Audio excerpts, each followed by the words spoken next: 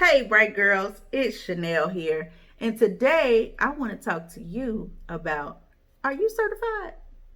So here's the thing. If you are a woman entrepreneur, I am championing you, I am imploring you, I am admonishing you to go ahead and get certified, ladies. It's a tedious process. I will not lie to you. They are going to ask you for everything but a hair and a blood sample, it seems like. But once you're certified, you've got it. And it positions you to win larger contracts with the government, with municipalities, with universities, and even with some corporations. So listen, it's well worth the time and the effort to do it once, because then you can start pitching and getting RFPs, which is requests for proposals. For those who may not know, you start getting those requests for proposals from larger businesses and government entities and things like that. And that's where the big dough is. That's where the real money in business is. So think about it.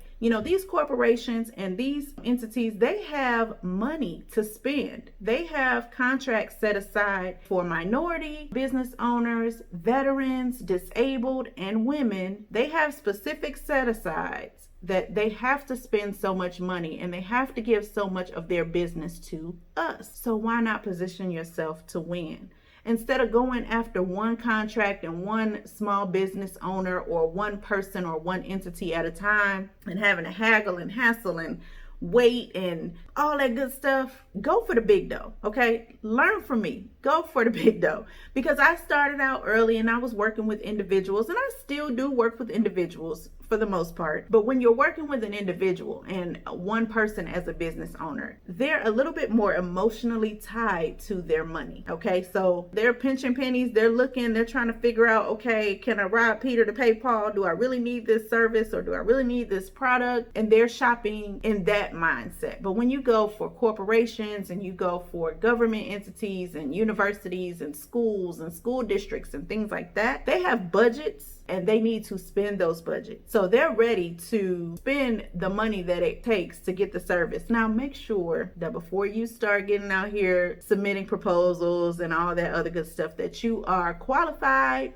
and that you can actually service the contract once you get it, okay? Now, some of the due diligence is going to be done in the process of you getting certified as a woman-owned business entity. However, you still just want to make sure that you got all your T's crossed and your I's dotted, and make sure that you are positioned to win, because you don't want to lose a contract once you get it. But again, it's the difference between, possibly making $1,000 with one person, or, a solo entrepreneur, and making 10, 15, 20,000 with the government, or possibly more. Building those connections, being in the room, being positioned, having that certification. A lot of times they're looking for that to qualify you. Absolutely, you can submit for RFPs without it, but make sure that you are positioned and that you are in the room and that you can compete and you can get the contract and you can win. Go ahead and get certified. So I know where I am in Texas, it's probably about $200 to $250 that you pay. And like I said, it is a process. You do have to apply, you have to submit paperwork, you have to show that you're legit. So you can't just show up off the street and say, oh, I'm a woman, I own a business, give me a contract. Like, that's not how it works. It is a process. But once you are certified and once you have all your ducks in a row, you can sign up for sites like Ion Wave and Bonfire. And these are sites that municipalities and universities and even state governments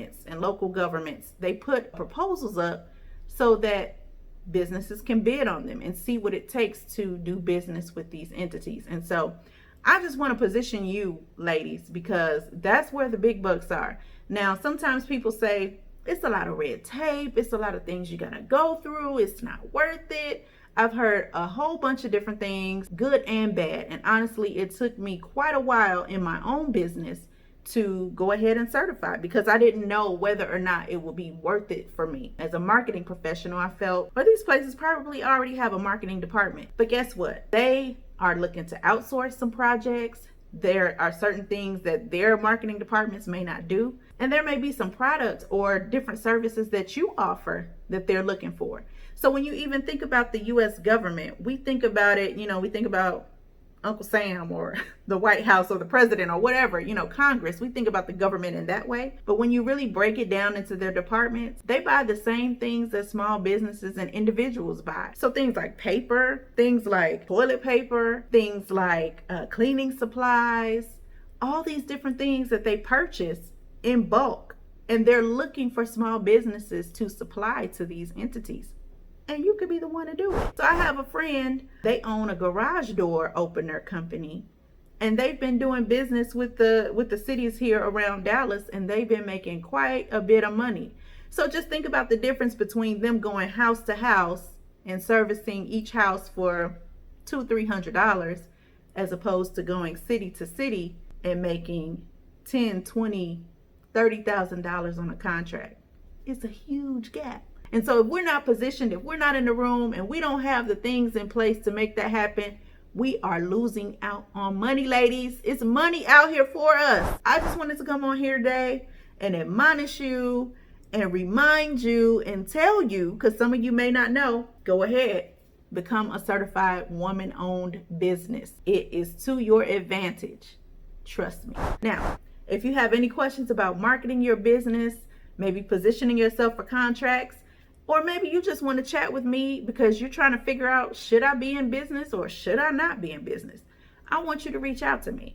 Follow me on social media. I am everywhere at Bright Girl Media. You can also visit my website at www.brightgirl.media. And if you are a woman in business and you need a tribe, you need some girlfriends, some goal friends to come kick it with and to get encouraged by and to share resources, join us on Facebook. I have a vibrant group of women entrepreneurs called Bright Girls in Business, and I want you to be a part of my tribe. So go ahead and request to join, and we want to see you in the group. Until next time.